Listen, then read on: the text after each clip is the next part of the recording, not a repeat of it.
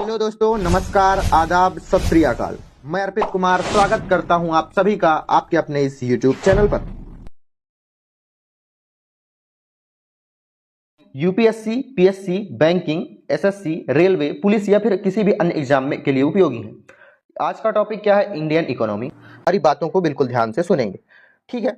आज का पहला प्रश्न है, भारतीय अर्थव्यवस्था कैसी है? तो पूंजीवादी अर्थव्यवस्था है या फिर साम्यवादी अर्थव्यवस्था है या फिर समाजवादी इसको कह सकते हैं, स्वतंत्र अर्थव्यवस्था है या फिर मिश्रित अर्थव्यवस्था है। देखो, पहला क्या है? पूंजीपतियों का राज। दूसरा क्या है? सरकारी हस्तक्षेप बिल्कुल नहीं। तीसरा क्या है? अपना हित देखते हैं कौन? पूंजीपति लोग। समाजवादी अर्थव्यवस्था क्या है? इसमें समाज का लाभ देखा जाता है। समाज का लाभ सबसे पहला प्रमुख इसका कार्य क्या है? समाज का लाभ होता है। समाज का लाभ कौन करता है? सरकार करती है। मतलब इसमें सरकारी हस्तक्षेप बिल्कुल होता ही होता है। भारतीय अर्थव्यवस्था कैसी है? तो इसका उत्तर क्या होगा? मिश्रित अर्थव्यवस्था, ठीक है। दूसरा प्रश्न क्या है? मिश्रित अर्थव्यवस्था जो कि भारत की अर्थव्यवस्था है से क्या अभिप्राय है? अर्थव्यवस्था में कृषि और उद्योग दोनों को बढ़ावा देना मिश्रित अर्थव्यवस्था कहलाती है। दूसरा, सरकारी एवं निजी क्षेत्र का सह अस्तित्व होता है मिश्रित अर्थव्यवस्था में, या फिर अमीर एवं गरीब का सह अस्तित्व होता है मिश्रित अर्थव्यवस्था में। सह अस्तित्व मतलब मिलाप, मेल जोल होता है, ठीक है। छोटे और बड़े उद्योगों का सह अस्तित्व होता है। आर्थिक विकास के दृष्टिकोण से भारत की गिनती होती है, किस रूप में होती है? आर्थिक विकास के दृष्टिकोण से भारत की गिनती किस रूप में होती है? भारत पिछड़े राष्ट्र के रूप में गिना जाता है, या फिर विकसित राष्ट्र के रूप में गिना जा सकता है, या विकासशील राष्ट्र के रूप में गिना जाता है, या अर्ध विकसित राष्ट्र के रूप में गिना जाता है। तो आर्थिक विकास के दृष्टिकोण से भारत को विकासशील राष्ट्र के रूप में गिना जाता है। बंद अर्थव्यवस्था क्या है? क्लोज इकोनॉमी क्या है? वह अर्थव्यवस्था क्या कहलाती है जिसमें बंद अर्थव्यवस्था क्या है? मुद्रास्फीति पूर्णतया नियंत्रित हो। बंद अर्थव्यवस्था में मुद्रास्फीति किसी तरह से कार्य करेगी या ना करेगी। घाटे की वित्त व्यवस्था को बंद अर्थव्यवस्था कहते हैं। केवल निर्यात हो उसे बंद अर्थव्यवस्था कहेंगे, या फिर ना तो निर्यात हो ना आयात हो। तो आप अपना कुछ आंसर लिख लेंगे जो भी होगा। तो इसका आंसर क्या है? तो ना आयात हो और ना ही निर्यात हो, उसे क्या कहेंगे अपन? बंद इकोनॉमी या फिर क्लोज इकोनॉमी, ठीक है। भारत में बेरोजगारी किस तरह की है? तकनीकी बेरोजगारी है ज्यादा, कि चक्रीय बेरोजगारी है, या फिर घर्षणात्मक बेरोजगारी है, या फिर संरचनात्मक बेरोजगारी है? अगर आपसे पूछे कि भारत में अधिकतर बेरोजगारी किस प्रकार की है, तो आपका को इसका उत्तर देना है क्या? संरचनात्मक बेरोजगारी। छठवें नंबर क्वेश्चन, भारत की में बेरोजगारी किस किस्म की पाई जाती है? अल्प बेरोजगारी, ग्रामीण में अल्प बेरोजगार मतलब ग्रामीणों को जो गांव में रहते हैं उनको कम रोजगार मिलता है, ठीक है। चक्रीय बेरोजगारी हमने आपको बताया, ये भी बेरोजगारी भारत में है। संरचनात्मक बेरोजगारी, ये भी बेरोजगारी है। इनमें से सभी भारत में किस प्रकार की बेरोजगारी पाई जाती है? तो इसका उत्तर होगा इनमें से सभी बेरोजगारी भारत में पाई जाती है, ठीक है। सातवां नंबर का क्वेश्चन क्या है? कृषि में मूलतः किस प्रकार की बेरोजगारी की प्रधानता देखी जाती है? तो वही लोग 1 एकड़ में मतलब जो कृषि है उसको अच्छी तरह से 5 लोग भी कर सकते हैं और 10 लोग भी। उदाहरण के लिए 1 एकड़ है, 10 लोग भी कर सकते हैं। तो भाई यहाँ 5 भी कर सकते हैं वही काम, 10 भी कर सकते हैं वही काम। तो जो ग्रामीण कृषि में होती है तो 5 भी वही कर सकते हैं, 10 भी वही काम कर सकते हैं बहुत अच्छी तरह से। तो 5 लोग तो फालतू उस काम में लगे हुए हैं ना। मेरा कहने का मतलब फालतू 5 लोग उस काम में लगे हुए हैं। तो यह भी एक बेरोजगारी है।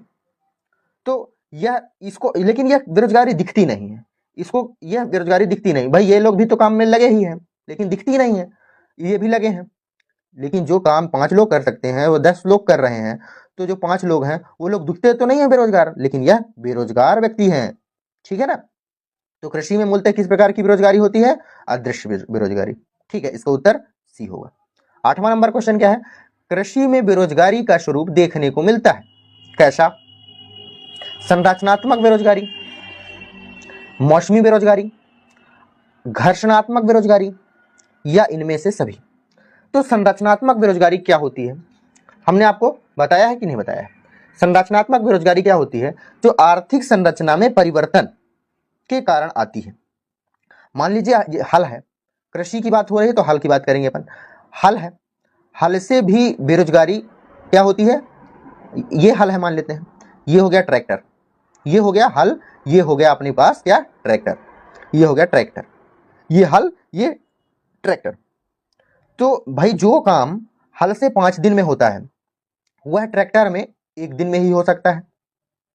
तो जो 4 दिन का जो हल्ट हो गया वह तो बेरोजगारी कहलागा ही ना। तो भारत में कृषि बेरोजगारी, संरचनात्मक बेरोजगारी है। दूसरी चीज मौसमी बेरोजगारी, ठीक है, यह तो है। मौसमी बेरोजगारी क्या है भाई?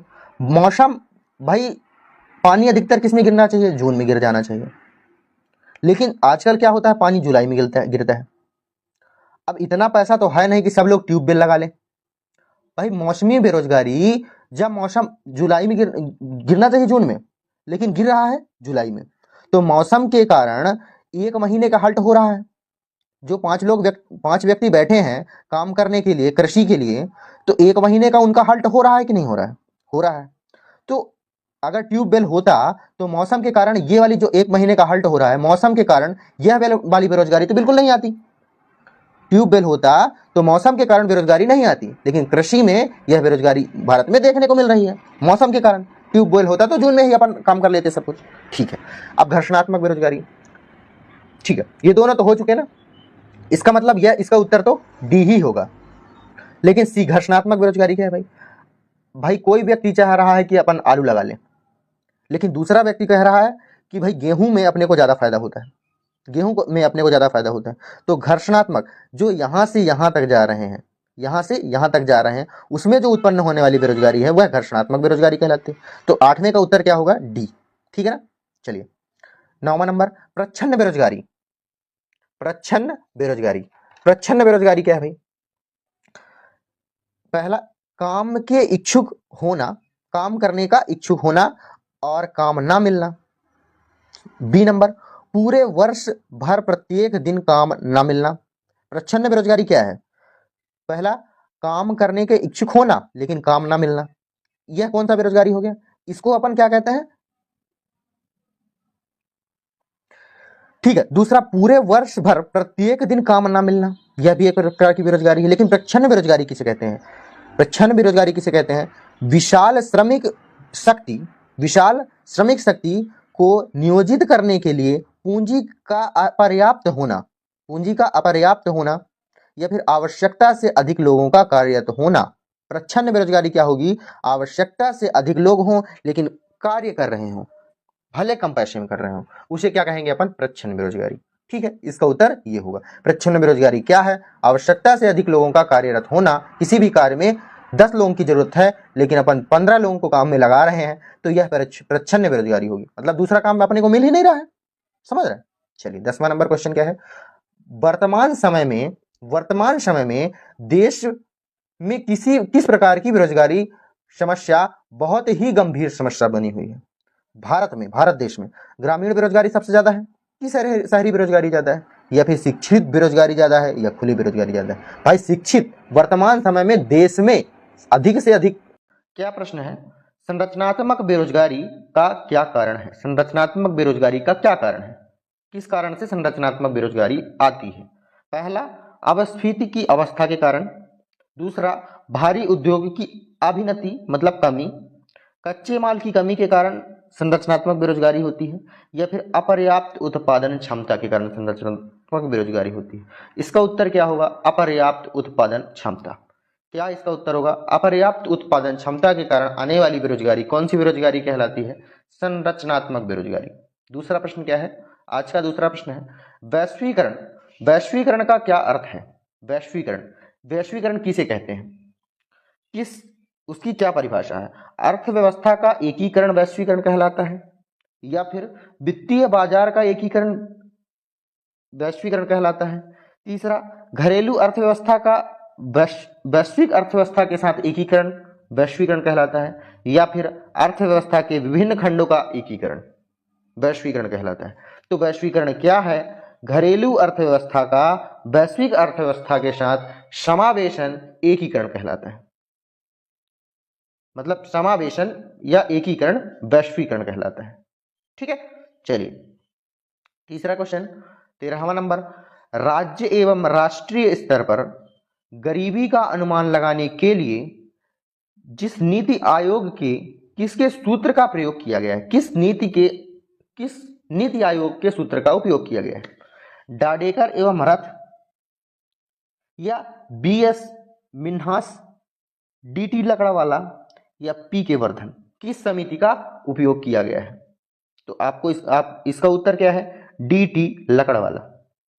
डीटी लकड़ावाला समिति का गठन कब किया गया था अगर आपसे पूछा जाए तो इसका उत्तर क्या होगा, 1993 में। डीटी लकड़ावाला समिति का गठन कब हुआ है, 1993 में। इसके अध्यक्ष कौन थे, डीटी लकड़ावाला। इन्होंने क्या बताया था कि व्यक्तिगत खपत कितनी होनी चाहिए, व्यक्तिगत खपत कितनी होनी चाहिए, व्यक्तिगत खपत कितनी होनी चाहिए। तो शहरी क्षेत्रों के लिए मतलब एस, शहरी क्षेत्रों के लिए कितना बताया था, 2100 कैलोरी शहरी क्षेत्रों को खपत करना चाहिए एक दिन में, एक महीने में। दूसरा, और ग्रामीण क्षेत्रों के लिए कितना बताया था, ग्रामीणों के लिए कितना बताया था, 2400 कैलोरी। तो आपसे पूछ लिया जाता है, आपसे कभी कभी पूछ लिया जाता है कि डीटी लकड़वाला समिति ने वैश्वीकरण के लिए शहरी लोगों के लिए कितना खपत का उपयोग किया गया था, कितना बताए थे, 2100 कैलोरी, ठीक है। और ग्रामीण लोगों के लिए कितना कहा था, 2400 कैलोरी, ठीक है। यह क्वेश्चन अधिकतर पूछा जाता है। चलिए 14वें नंबर में, कौन सा सूचकांक भारत में गरीबी की तीव्रता की माप के लिए सबसे उपयुक्त है? कौन सा सूचकांक भारत में गरीबी की तीव्रता के माप के लिए उपयुक्त है? मानव विकास सूचकांक। गरीबी किससे मापते हैं, गरीबी की तीव्रता भारत में किस सूचकांक से मापी जाती है? मानव विकास सूचकांक, लिंग असमानता सूचकांक, मानव गरीबी सूचकांक या बहुआयामी या आवामी गरीबी सूचकांक। किस सूचकांक से भारत में गरीबी की तीव्रता को मापा जाता है? तो इसका उत्तर क्या है, इसका उत्तर क्या है, भारत में बहुआयामी गरीबी सूचकांक के माध्यम से भारत की गरीबी की तीव्रता को मापा जाता है। 15 फिर आगे चलते हैं, इसी में थोड़ा और कुछ बता दें आपको। मानव विकास सूचकांक क्या भैया, मानव विकास सूचकांक, इसके बारे में, मानव विकास सूचकांक क्या होता है, इसमें किस चीज की का माप किया जाता है? तो जीवन प्रत्याशा आपसे पूछ लिया जाता है, जीवन प्रत्याशा का माप होता है मानव विकास सूचकांक में, प्लस शिक्षा का माप होता है, प्लस जो जितना व्यक्तिगत आय होती है ना, व्यक्तिगत आय का मापन होता है मानव विकास सूचकांक में।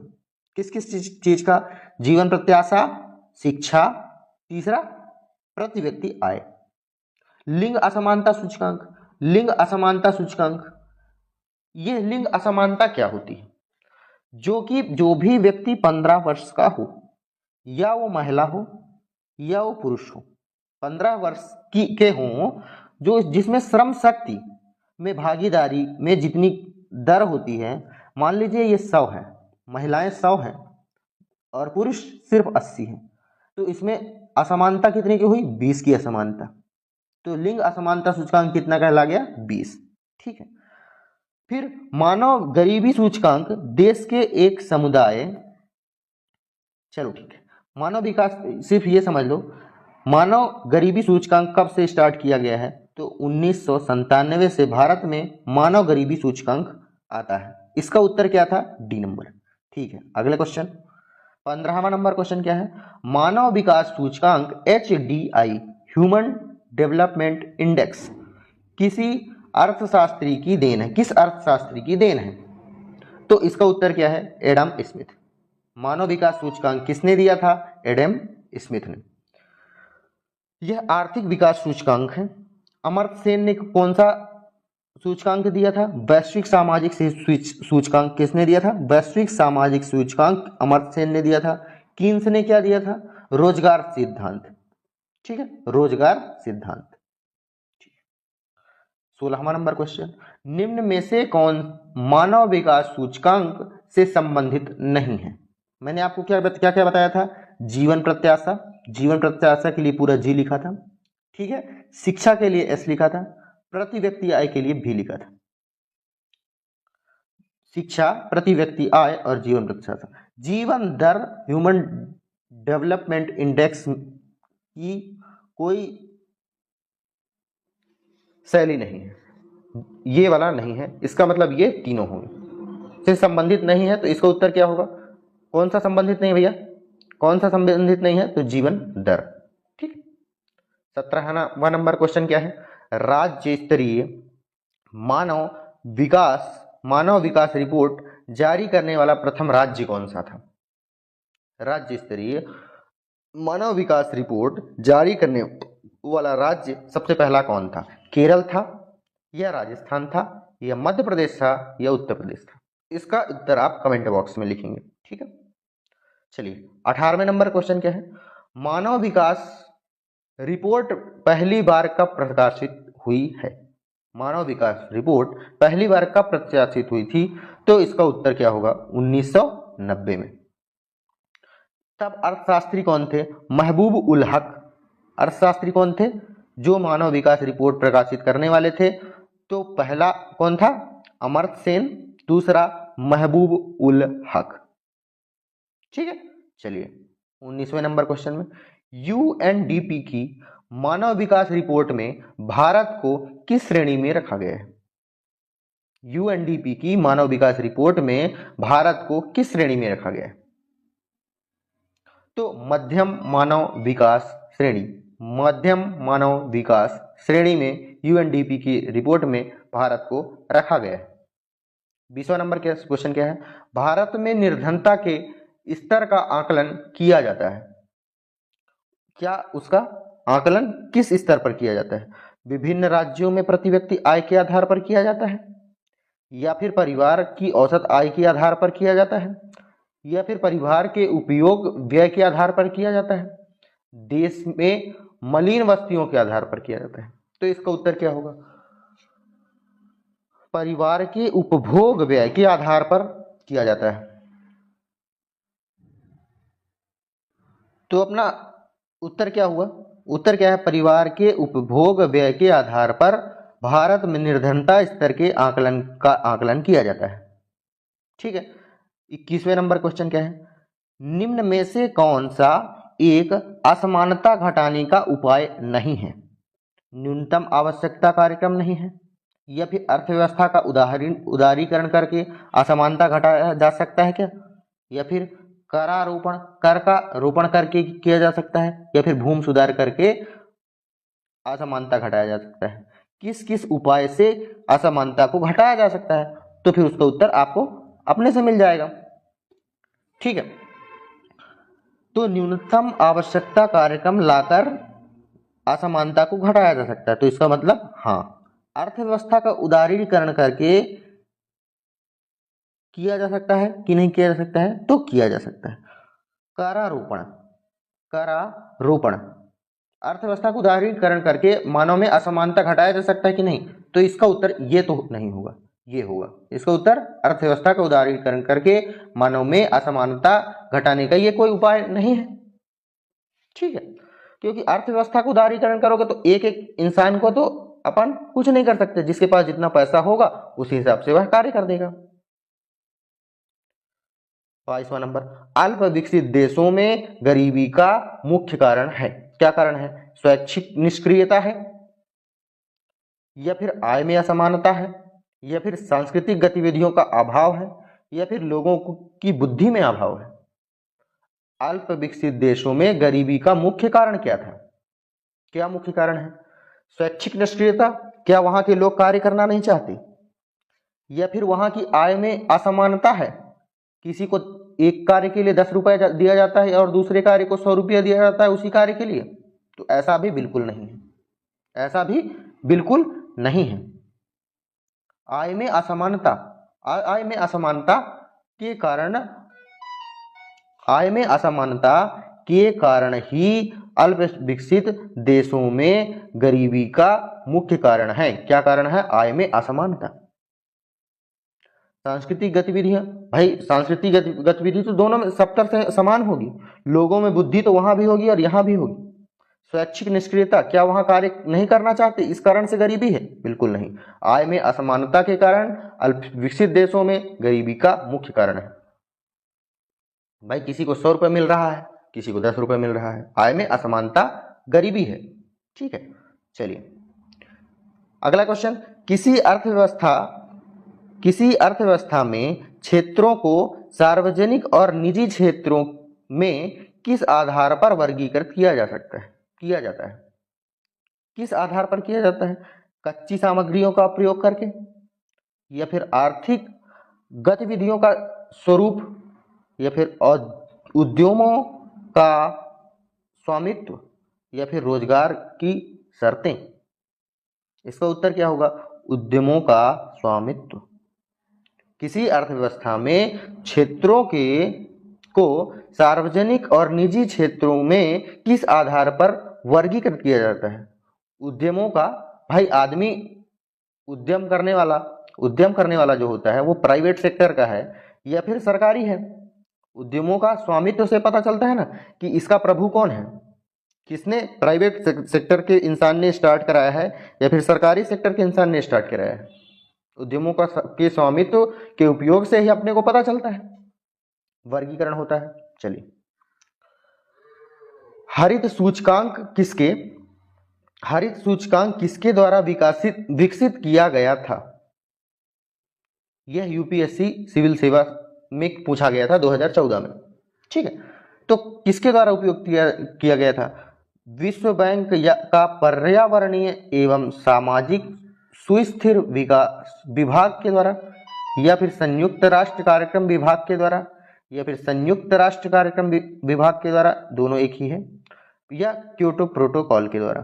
तो इसका उत्तर क्या है? संयुक्त राष्ट्र पर्यावरण कार्यक्रम। एक ही नहीं है, यह राष्ट्र विकास है, यह पर्यावरण विकास कार्यक्रम है। तो हरित की बात है तो मतलब पर्यावरण से संबंधित है। इसका उत्तर क्या होगा? B number. संयुक्त राष्ट्र कार्यक्रम क्या है? यूएनईपी एक अंतरराष्ट्रीय पर्यावरण प्राधिकरण है। आपसे पूछा जा सकता है कि यूएनईपी क्या है? यह अंतरराष्ट्रीय पर्यावरण विकास प्राधिकरण है जो वैश्विक पर्यावरण गठबंधन स्थापित करने और संयुक्त राष्ट्र सतत विकास कार्यक्रम के सभी आयामों के कुशल कार्यान्वयन में लागू करने लगा है। यह एक अंतरराष्ट्रीय पर्यावरण प्राधिकरण है। ठीक है, यह वैश्विक पर्यावरण के गठबंधन के लिए कार्य करता है। चलिए आगे चलते हैं, इसको पढ़ लीजिएगा। भारतीय अर्थव्यवस्था के उदारीकरण का अग्रदूत किसे कहा जाता है? किसे कहा जाता है भैया? डॉक्टर विमल जालान, या फिर डॉक्टर मनमोहन सिंह, या फिर पीवी नरसिम्हा राव, या पी चिदम्बरम?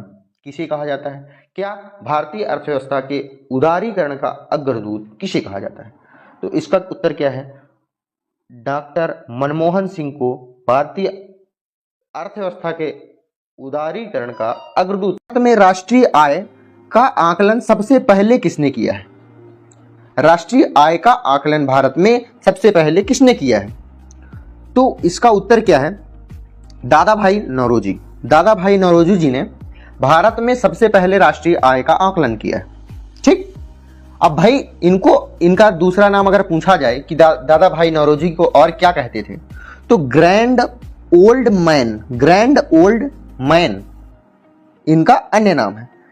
अच्छा, अब एक और प्रश्न पूछा जा सकता है कि भारत में राष्ट्रीय आय का आकलन तो सबसे पहले दादा भाई नौरोजी ने किया था, लेकिन कब किया था? तो इसका उत्तर आप क्या बताएंगे? 1876 ईस्वी में। सबसे पहले अगर पूछा जाए कि सबसे पहले राष्ट्रीय आय, भारत की बात नहीं, ऑल ओवर वर्ल्ड में सबसे पहले राष्ट्रीय आय का आकलन किसने किया था? तो वी.के.आर. राव। ठीक है, आजकल जो भारत में राष्ट्रीय आय का आकलन किया जाता है तो वह किसका सूत्र है?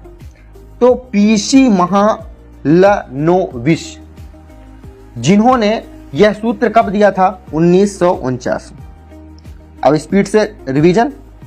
भारत में राष्ट्रीय आय का आकलन सबसे पहले किसने किया? दादा भाई नौरोजी ने। कब किया? 1876 में। इन्हें और क्या कहा जाता है? Gold man of India, grand old man of India, gold man नहीं, ओल्ड मैन ऑफ इंडिया। ठीक है, सबसे पहले विश्व में सबसे पहले राष्ट्रीय आय का आकलन किसने किया? वी.के.आर. राव। भारत में जो आजकल राष्ट्रीय आय होती है वह किसके सूत्र के आधार पर चलती है? पीसी महालनोबिस। उन्होंने यह सूत्र कब दिया था? 1949 में। ठीक है, आज का दूसरे क्वेश्चन में अपन आते हैं। एक और क्वेश्चन है, क्या है? दादा भाई नौरोजी ने अपने धन का पलायन सिद्धांत, धन का पलायन सिद्धांत, इसे आप कह सकते हो धन का निष्कासन सिद्धांत। पलायन कहाँ होता था? भारत से जो इंग्लैंड में जो अपना धन प्रवाह होता था जब अपन गुलाम थे, उस समय यह सिद्धांत निकला था। तो वह किस पुस्तक में इसका वर्णन किया गया है? तो एक दादा भाई नौरोजी की ही एक पुस्तक थी जिसका नाम था poverty and British rule of India. क्या? Poverty and un British rule of India. तो यह पुस्तक कब लिखी थी दादा भाई नौरोजी ने? इसका उत्तर क्या होगा? 1867 ईस्वी में। ठीक है, चलिए आगे क्वेश्चन 28वां नंबर, आज का तीसरा क्वेश्चन क्या है भैया? भारत की राष्ट्रीय आय की गणना किसके द्वारा की जाती है? नीति आयोग के द्वारा की जाती है, या फिर वित्त मंत्रालय के द्वारा की जाती है, केंद्रीय सांख्यिकी मंत्रालय के द्वारा की जाती है, CSO जिसे कहते हैं, या फिर रिजर्व बैंक ऑफ इंडिया के द्वारा की जाती है? तो राष्ट्रीय आय की गणना भारत में किसके द्वारा की जाती है? तो इसका उत्तर है भारत में राष्ट्रीय आय की गणना केंद्रीय सांख्यिकी संगठन द्वारा की जाती है। इसकी स्थापना कब हुई थी? 2 मई 1951 में। किसकी? केंद्रीय सांख्यिकी संगठन की स्थापना 2 मई 1951 में। इसका हेडक्वार्टर अगर आपसे पूछा जाए तो इसका हेडक्वार्टर कहाँ है? नई दिल्ली में। भाई राष्ट्रीय आय की बात बार बार आ रही है क्योंकि राष्ट्रीय आय टॉपिक ही है। अब आपसे अगर पूछा जाए कि भारत में राष्ट्रीय आय की माप कि कौन कौन सी विधि से राष्ट्रीय आय की माप की जाती है, तो आपका इसमें उत्तर क्या होगा? आय विधि, सबसे पहले आय विधि, फिर उत्पाद विधि, फिर व्यय विधि। 3 ठो विधि है जिसके द्वारा भारत में राष्ट्रीय आय की मापन किया जाता है। चल अगला क्वेश्चन 29वां नंबर, किस देश की आर्थिक वृद्धि की सर्वाधिक उपयुक्त माप है?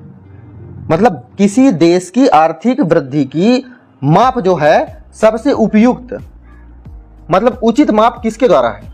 सकल घरेलू उत्पाद करके किसी देश की आर्थिक वृद्धि का माप किया जा सकता है, या फिर सकल घरेलू उत्पाद, इसमें सकल घरेलू उत्पाद, शुद्ध घरेलू उत्पाद, शुद्ध राष्ट्रीय उत्पाद, या फिर प्रति व्यक्ति आय। अगर आपको राष्ट्रीय आर्थिक वृद्धि का मापन करना है तो उसका उपयुक्त माप कौन सा होता है? बताइए। सकल घरेलू उत्पाद होगा, या फिर शुद्ध घरेलू उत्पाद होगा, शुद्ध राष्ट्रीय उत्पाद होगा, या फिर प्रति व्यक्ति आय होगा? तो अगर किसी भी आर्थिक वृद्धि का मापन करना है तो अपने को प्रति व्यक्ति आय, प्रति व्यक्ति उत्पाद के अनुसार अपन आर्थिक वृद्धि का मापन किया जा सकता है और वही उचित मापन होता है। ठीक है, 30वां नंबर क्वेश्चन क्या है? ध्यान से पढ़िएगा। राष्ट्रीय आय का परिकलन निम्नलिखित में से किस एक को छोड़कर अन्य सभी तरीकों से किया जा सकता है? किसको छोड़कर बाकी सभी अन्य तरीकों से किया जा सकता है राष्ट्रीय आय का मापन? ठीक है, राष्ट्रीय आय को जब अपन मापते हैं तो क्या सभी प्रकार की बचत का योग का मापन किया जाता है कि नहीं? तो इसका उत्तर होगा हाँ। सभी प्रकार के निर्गतों का योग होता है, मतलब व्यय का योग होगा क्या? हाँ, राष्ट्रीय आय का जब परिकलन होगा या फिर मापन होगा तो हम सभी प्रकार की निर्गतों का योग करेंगे। सभी प्रकार के व्यय का योग करेंगे? हाँ बिल्कुल करेंगे। सभी प्रकार के आय का योग बिल्कुल नहीं करेंगे। क्यों? क्योंकि सभी प्रकार नेट, क्योंकि जब राष्ट्रीय आय अपन को निकालना रहता है तो नेट प्रोडक्ट को अपने को जरूरत पड़ेगी, या फिर सकल शुद्ध घरेलू उत्पाद की जरूरत पड़ती है। कब? राष्ट्रीय आय के मापन के लिए। ठीक, नेट नेशनल प्रोडक्ट की आवश्यकता पड़ेगी शुद्ध घरेलू उत्पाद के मापन के लिए। चलिए 31वां नंबर क्वेश्चन क्या है? प्रति व्यक्ति आय निकालने के लिए राष्ट्रीय आय को भाग दिया जाता है। अगर अपने को एक लोगों का मापन करना है, जब आपको एक व्यक्ति का राष्ट्रीय आय निकालना है कि एक व्यक्ति की आय कितनी है, तो राष्ट्रीय आय निकालने के लिए किसका भाग किया जा सकता है? किया जाता है देश की कुल जनसंख्या का भाग किया जाता है, या फिर पूरे कुल कार्यशील जनसंख्या का भाग किया जाता है। भाई कुल कार्यशील जनसंख्या किसे कहते हैं? जो जिनकी उम्र 15 से 64 वर्ष की हो, 15 से 64 वर्ष की हो, उनके बीच में जो कार्यशील होते हैं व्यक्ति, उन कार्यशील हो या ना हो, उनका भाग किया जाएगा कि नहीं, उन्हें कार्यशील जनसंख्या कहेंगे। 15 से 64 वर्ष के जो उम्र के लोग हैं उन्हें कार्यशील जनसंख्या में गिना जाता है। देश के कुल क्षेत्रफल से भाग किया जाता है या फिर प्रयुक्त पूंजी के परिणाम से भाग किया जाएगा राष्ट्रीय आय का, प्रति व्यक्ति आय निकालने के लिए। तो जब प्रति व्यक्ति आय निकालना है तो राष्ट्रीय आय से किसका भाग किया जाएगा? देश की कुल जनसंख्या का भाग कर दिया जाएगा। तो भारत में प्रति व्यक्ति आय निकाली जाती है इस नियम के अनुसार। 32वां नंबर क्वेश्चन क्या है? निम्न में से राष्ट्रीय आय में शामिल नहीं किया जा सकता है। किसे शामिल नहीं किया जाता है? किसे शामिल किया जाता है अगर आपको पता हो तो आप बता सकते हो कि किसे शामिल नहीं किया जाता है। मालिक के कब्जे में मकानों का आरोपित किराया को राष्ट्रीय आय में शामिल किया जाता है या नहीं किया जाता है? तो इसका उत्तर होगा हाँ, राष्ट्रीय आय में मालिकों को जो किराया मिलता है उसे आरोपित किया जाता है। दूसरा, नए पुल के निर्माण पर किया गया सरकारी व्यय को क्या राष्ट्रीय आय में शामिल किया जाएगा? भाई सरकार के पास जब आएगा तभी ना व्यय करेगी। तो हाँ बिल्कुल, इसका उत्तर ये भी होगा। लॉटरी को क्या राष्ट्रीय आय में शामिल किया जाता है कि नहीं किया जाता है? तो यह इसका उत्तर यही होगा कि राष्ट्रीय आय में लॉटरी जीतना, इसे राष्ट्रीय आय में शामिल नहीं किया जाता है। बाकी इसको भी किया जाता है। किसको? किसी मकान की बिक्री के लिए एजेंट को दिया गया कमीशन भी राष्ट्रीय आय में शामिल होता है। मालिक के कब्जे में जो पैसा आता है किराया, उसको भी राष्ट्रीय आय में शामिल किया जाता है, ध्यान रखें। और जो सरकारी व्यय होगा उसको भी राष्ट्रीय आय में शामिल किया जाता है। 33वां नंबर क्वेश्चन क्या है? भारत की राष्ट्रीय आय का प्रमुख स्रोत क्या है? कृषि क्षेत्र से राष्ट्रीय आय भारत में ज्यादा होती है या फिर सेवा क्षेत्र में राष्ट्रीय आय ज्यादा होती है, उद्योग क्षेत्र में राष्ट्रीय आय ज्यादा होती है या फिर व्यापार क्षेत्र में? तो भारत में तृतीय क्षेत्र किसे कहेंगे? जो कि सेवा क्षेत्र होगा। सेवा क्षेत्र में भारत में राष्ट्रीय आय का मुख्य स्रोत कौन सा है? सेवा क्षेत्र। ये आपका आंसर हो जाएगा। चलिए अगला क्वेश्चन है, भारत की राष्ट्रीय आय में सर्वाधिक योगदान किसका है? प्राथमिक क्षेत्र का, द्वितीय क्षेत्र का, तृतीय क्षेत्र का या फिर सभी का बराबर है? तो तृतीय क्षेत्र का योगदान भारत में सबसे ज्यादा है। ठीक है, पिछला क्वेश्चन क्या था? सेवा क्षेत्र। हाँ ठीक है। 35वां नंबर का क्वेश्चन है, क्या है? भारत की राष्ट्रीय आय में सबसे कम किस क्षेत्र का योगदान सबसे कम है?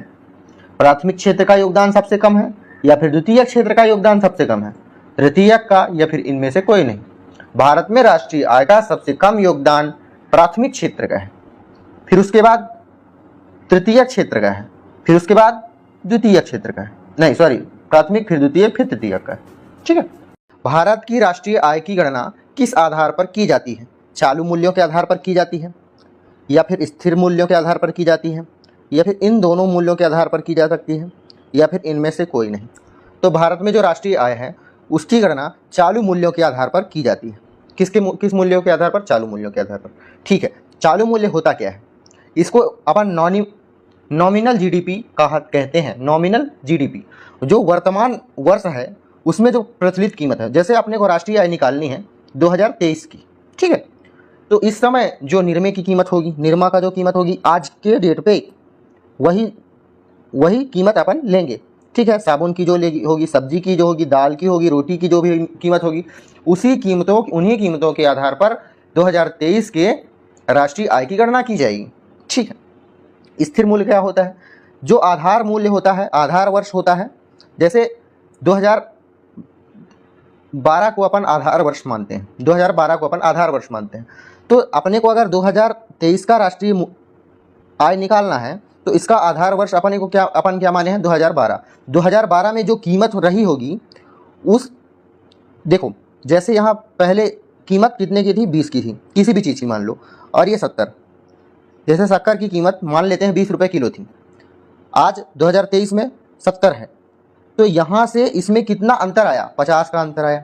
इसे अपन क्या क्या कहेंगे, स्थिर मूल्य, क्योंकि 2012 तो निकल चुका है। तो जो 20 था उसका मूल्य तो ना आप आगे जा सकता है ना पीछे जा सकता है, तो उसी को कहते हैं अपन स्थिर मूल्य। ठीक है, चलिए इसका उत्तर क्या हुआ, चालू मूल्यों के आधार पर। दूसरा प्रश्न है, भारत की राष्ट्रीय आय के बारे में कौन सा कथन सही है? कौन सा कथन सही है? पहला कथन है, सेवाओं की अपेक्षा कृषि प्रतिशत हिस्सा अधिक है। कृषि ज़्यादा है या सेवा ज़्यादा है, आपको बताना है। दूसरा है, कृषि की अपेक्षा उद्योग का प्रतिशत हिस्सा अधिक है। तीसरा है, उद्योग की अपेक्षा सेवाओं का प्रतिशत हिस्सा अधिक है। चौथा है, संयुक्त रूप से कृषि और उद्योग की अपेक्षा सेवाओं का प्रतिशत अधिक है। समझना इस बात को क्या कहा जा रहा है कि संयुक्त उद्योग की अपेक्षा सेवाओं का प्रतिशत हिस्सा अधिक है, उद्योग से अधिक है सेवाओं का, तो ये बिल्कुल सही बात है। ये तीसरा है, डी नंबर क्या कहता है, संयुक्त रूप से कृषि और उद्योग की अपेक्षा सेवाओं का प्रतिशत हिस्सा अधिक है। नहीं, कृषि और उद्योग को जब मिलाएंगे तो सेवा से कम उसका हिस्सा मिलेगा। तो इसका उत्तर क्या हो जाएगा, इसका उत्तर होगा बाबू डी नंबर, इसका उत्तर होगा डी नंबर। ठीक है, चलिए 38वां नंबर क्वेश्चन क्या है, भारत के सकल घरेलू उत्पाद में नीचे दिए गए विभिन्न क्षेत्रों के योगदान का कौन सा एक सही ह्रासमान क्रम है?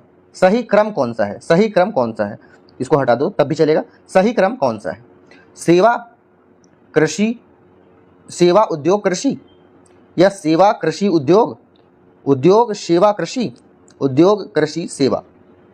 घटता हुआ क्रम कौन सा है? घटता हुआ क्रम आपको बताना है कि सबसे ज़्यादा कौन सा है, फिर उससे कम कौन सा है, फिर सबसे कम कौन सा है। हिस्सा किसका सबसे ज़्यादा है? सबसे ज़्यादा हिस्सा सेवा क्षेत्र का है। सबसे ज़्यादा हिस्सा किसका है? सेवा क्षेत्र का, फिर उद्योग का है, फिर कृषि का है।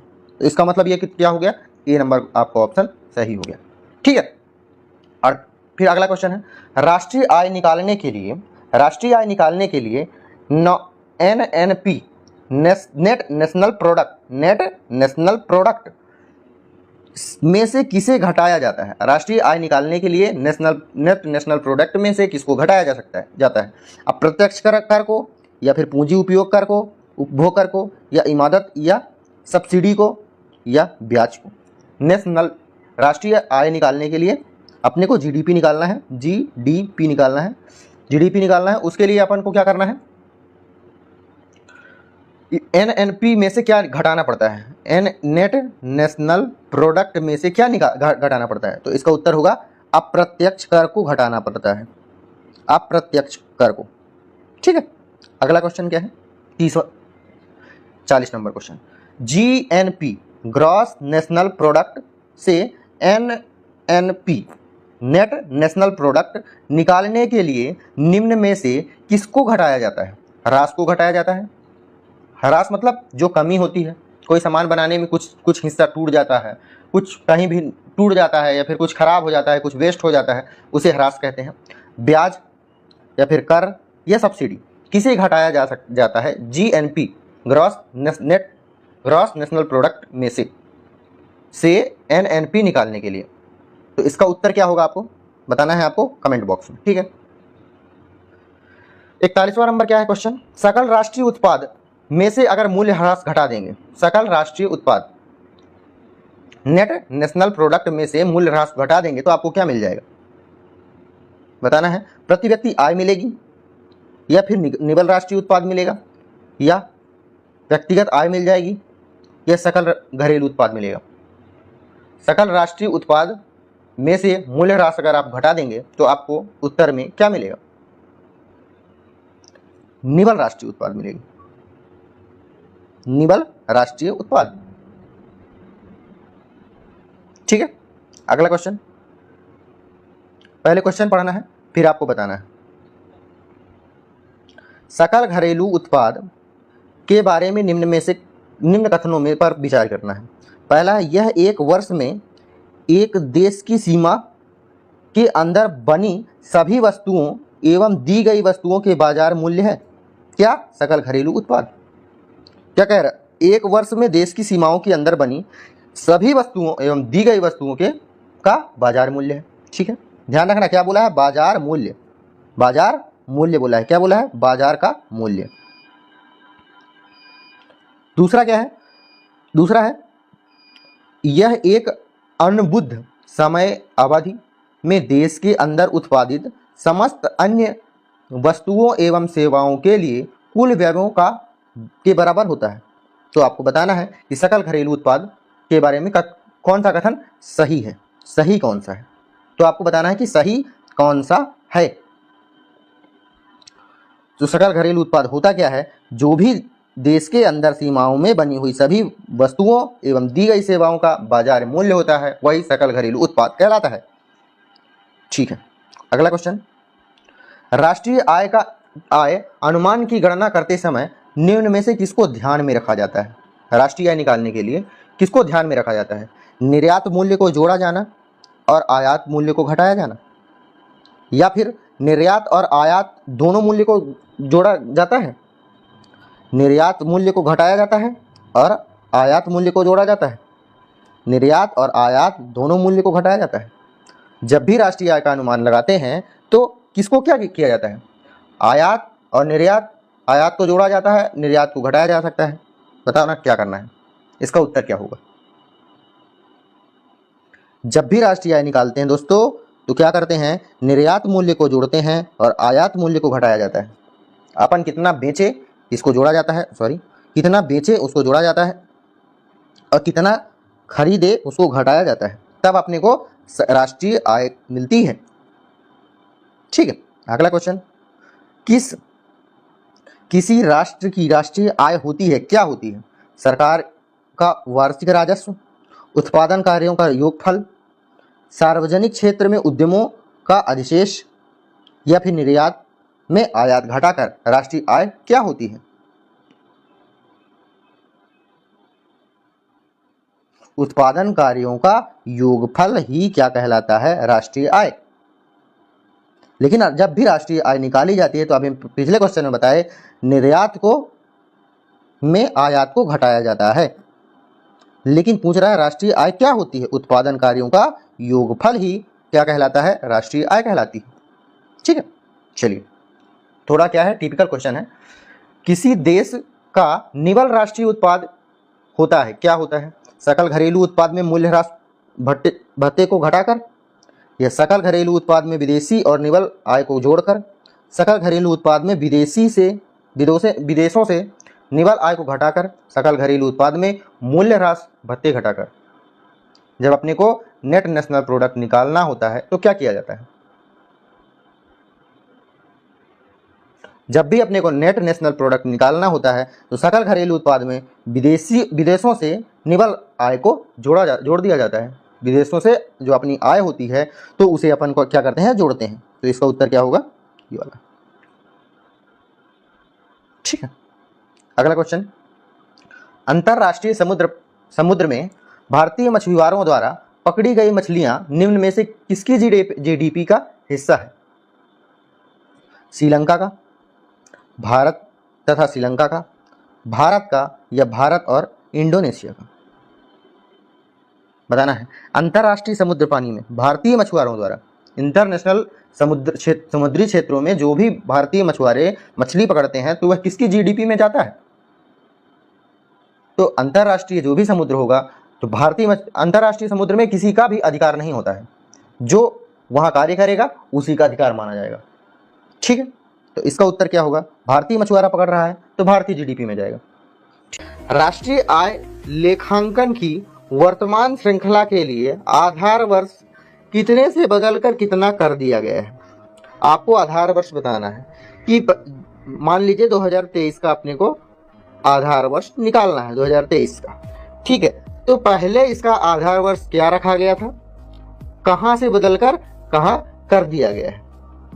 तो पहले आधार वर्ष 2004-05 था, 2004-05 पहले था और अब इसका आधार वर्ष बदलकर 11-12 कर दिया गया, 2011-12।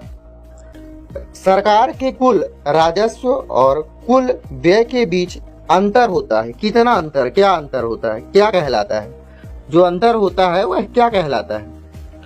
सरकार के कुल राजस्व और कुल व्यय के बीच में जो में से क्या शामिल किया जाएगा, आपको बताना है कि क्या शामिल किया जाएगा।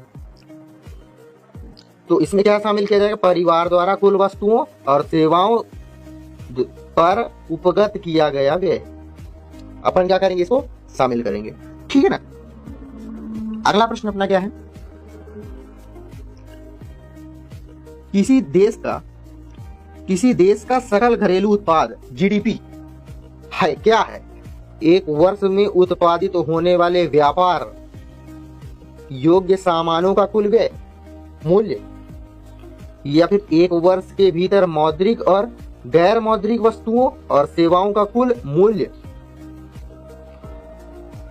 एक वर्ष में के भीतर देश में किए गए आर्थिक लेन देन का कुल मूल्य, या उपर्युक्त में से कोई नहीं, उपर्युक्त में से कोई नहीं, उपर्युक्त में से कोई नहीं।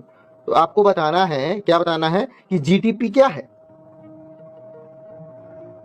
तो जीडीपी भैया क्या है, एक वर्ष में उत्पादित अंतिम एक वर्ष में उत्पादित अंतिम वस्तुओं और सेवाओं, गुड्स और सर्विस का कुल मूल्य। इसमें है क्या, उत्पादित होने वाले व्यापार योग्य, व्यापार से तो कोई इसमें वही नहीं है भाई, ठीक है। एक वर्ष के भीतर मौद्रिक की बात आ गई, अंतरिम गुड्स और सर्विस की बात होनी चाहिए, वस्तुओं और सेवाओं का कुल मूल्य, ठीक है, का कुल मूल्य जीडीपी कहलाता है, ठीक है। एक वर्ष में उत्पादित अंतिम गुड्स और सर्विस का कुल मूल्य क्या कहलाता है, सकल घरेलू उत्पाद कहलाता है, जीडीपी कहलाता है। तो इसमें से उत्तर क्या होगा, उपर्युक्त में से कोई नहीं। क्या नंबर क्वेश्चन क्या कहता है, वस्तु और सेवा कर ने भारत को खालिस्तान बनाया है, क्या बनाया है, भारत को खालिस्तान बनाया है, क्या बनाया भैया, एक पूर्व और एक पश्चिमी बाजार, एक साझा बाजार, अलग बाजारों का समूह, एक दक्षिण और उत्तर बाजार, क्या बनाया है, वस्तु और सेवा के कर ने भारत को क्या बनाया है, एक साझा बाजार। भाई भारत कर लेता है, वस्तुओं का सेवाओं का जो कर बनाता है, कर लेता है, कर लेके भारत दूसरे का काम करता है, तो साझा करता है ना भाई। भारत में भी आने की अनुमति है, लोगों को काम करने की अनुमति है, और भारत वाले भी जाकर वहां काम करते हैं, ठीक है। तो एक साझा बाजार, साझा मतलब साझेदारी का बाजार बनाया है। राष्ट्रीय आय से क्या तात्पर्य है, क्या तात्पर्य है, सरकार की आय बढ़ती है, सरकार का बजट बनता है, आय कारक का कुल योग है। राष्ट्रीय आय क्या है, सरकार की आय है, या फिर सरकार का बजट है, या फिर आय कारक का कुल योग है, या सार्वजनिक क्षेत्र की इकाइयों का लाभ है। राष्ट्रीय आय है क्या, आपको बताना है कि राष्ट्रीय आय क्या है। तो जो राष्ट्रीय आय है, आय कारक का कुल योग है। राष्ट्रीय आय है क्या, जितना भी आय है, जितना भी अपन कार्य किए हैं, जितना भी आय है, उसका कुल योग है राष्ट्रीय आय।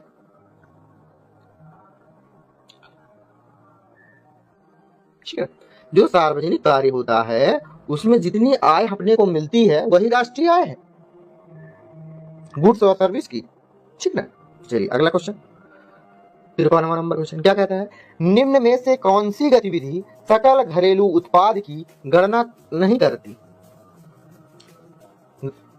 निम्न में से कौन सी विधि सकल घरेलू उत्पाद की गणना नहीं करती। उत्पाद विधि है, या फिर आय विधि, व्यय विधि, या फिर ह्रास लागत विधि।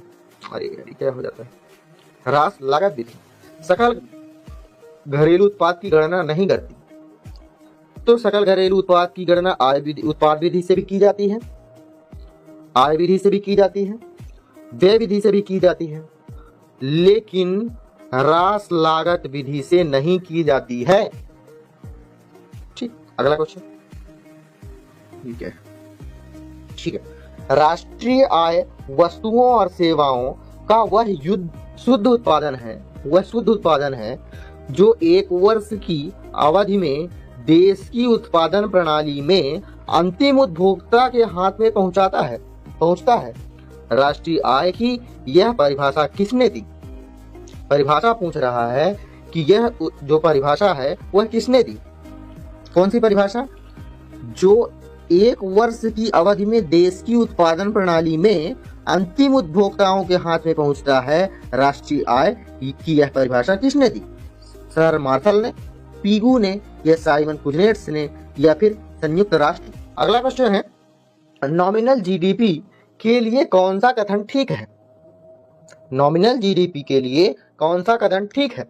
नॉमिनल जीडीपी की गणना वर्तमान मूल्यों पर की जाती है, ये सही है। या फिर नॉमिनल जीडीपी की गणना आधार वर्ष के मूल्यों पर की जाती है। नॉमिनल जीडीपी के आंकड़े रियल जीडीपी की तुलना में सटीक आंकड़े दर्शाते हैं। इनमें से कौन सा कथन ठीक है? तो नॉमिनल जीडीपी वर्तमान मूल्यों के आधार पर ही ज्ञात की जाती है। ये बात तो बिल्कुल सही है, पहली बात तो बिल्कुल सही है।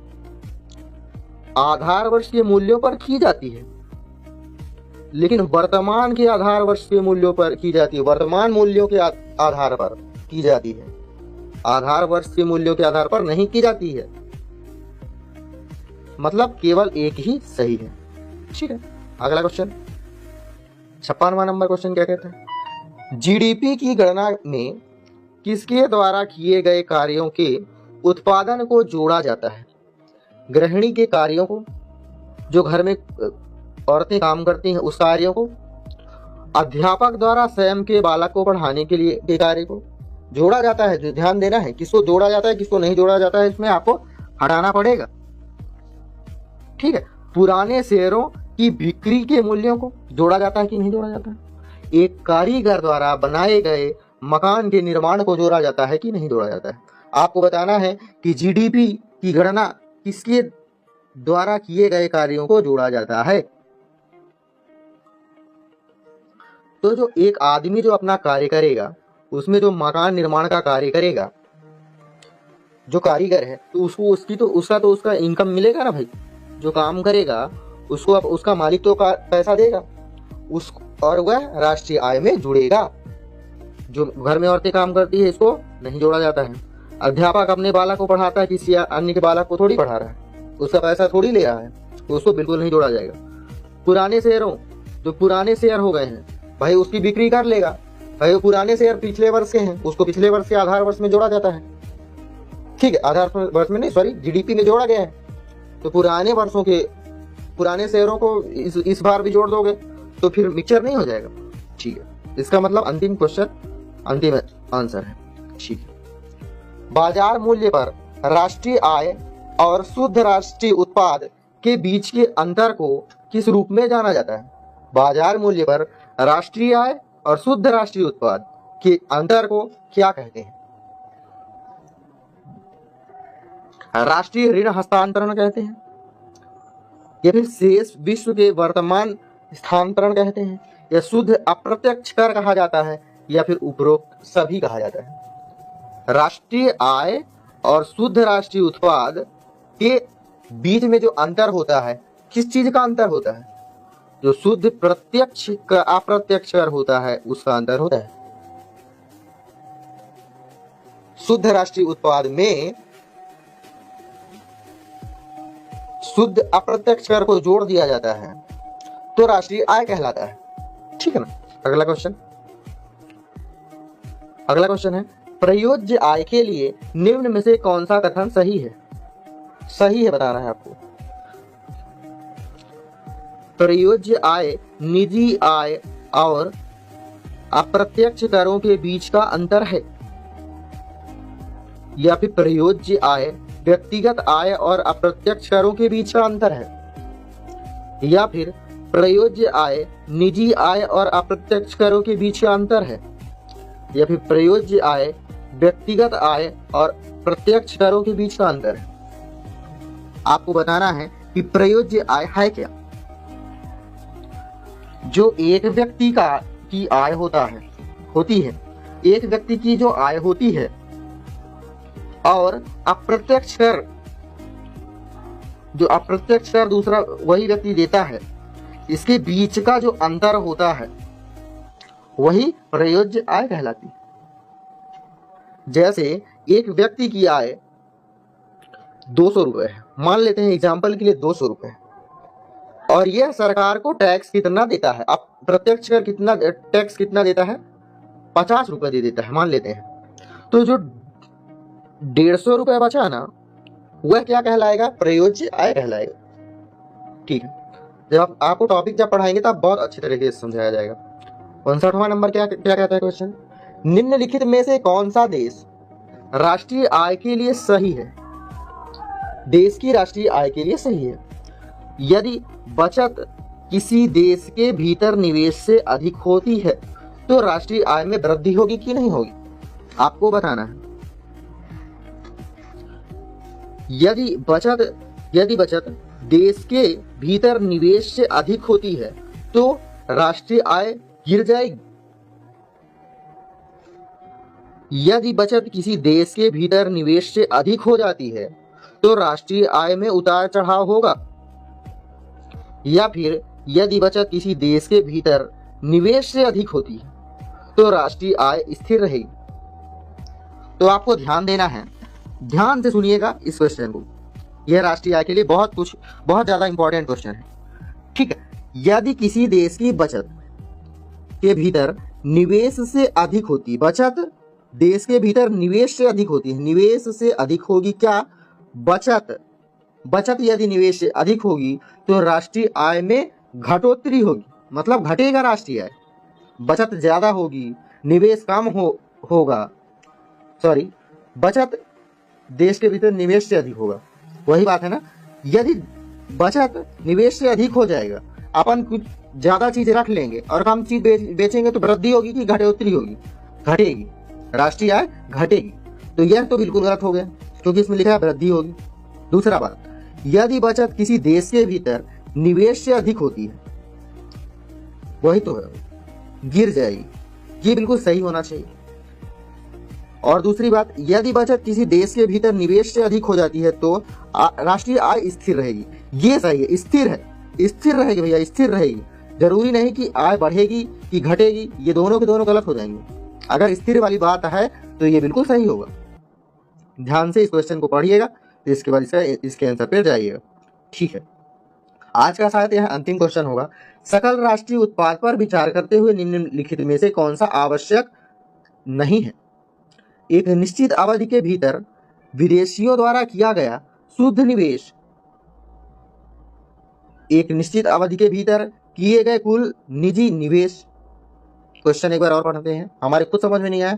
सकल राष्ट्रीय उत्पाद पर विचार करते हुए निम्नलिखित में से कौन सा आवश्यक नहीं है। सकल राष्ट्रीय उत्पाद पर विचार करना है।